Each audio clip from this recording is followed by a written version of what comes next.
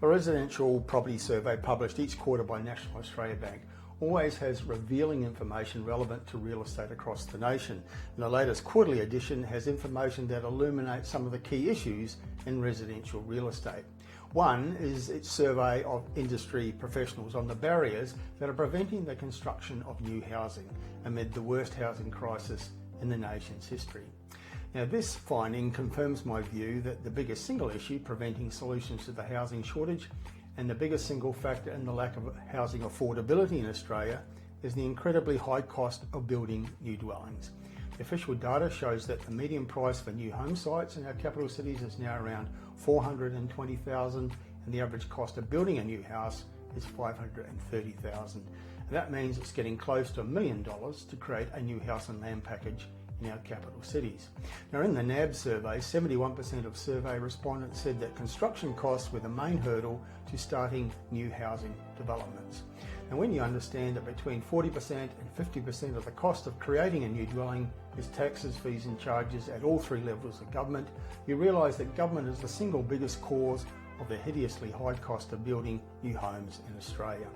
Adding to that is the red tape that causes delays in building new homes.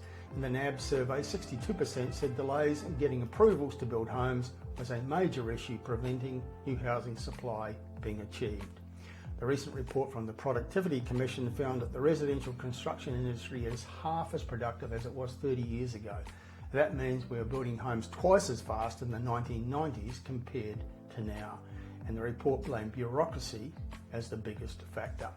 Now, there were other issues preventing new housing supply revealed in the NAB survey, including a shortage of tradespeople, lack of development sites and high interest rates. But these were relatively minor compared to the two main causes, the high cost of construction and delays caused by bureaucracy, which adds to costs. The ongoing shortage of homes, which will continue in this foreseeable future, means that there will be upward pressure on prices and rents for years to come. Now, the other factor confirmed by the NAB survey relates to the influence of investors in the market. Investors are often blamed for rising prices, and some politicians want the measures that support investors, like negative gearing, to be scrapped to curtail the activity of investors. But the NAB quarterly surveys confirm that investors are not the major influence in the market. The survey shows that over 70% of buyers in the markets are home buyers, owner-occupiers, and that's made up of 26% first home buyers and 46% of the market which are other types of home buyers. Australian investors are just 23% of buyers in the market, and foreign investors are only 3%.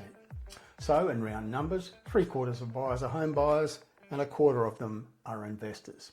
And the proposition from those who are anti-property investors is that the 25% of buyers who are investors somehow overpower the 75% who are home buyers and cause prices to rise everywhere. And contrary to a lot of the media and political rhetoric, it's home buyers who are massively tax advantaged, not investors, and home buyers get lower interest rates as well. But the naysayers won't let any of those facts get in the way of an entrenched attitude.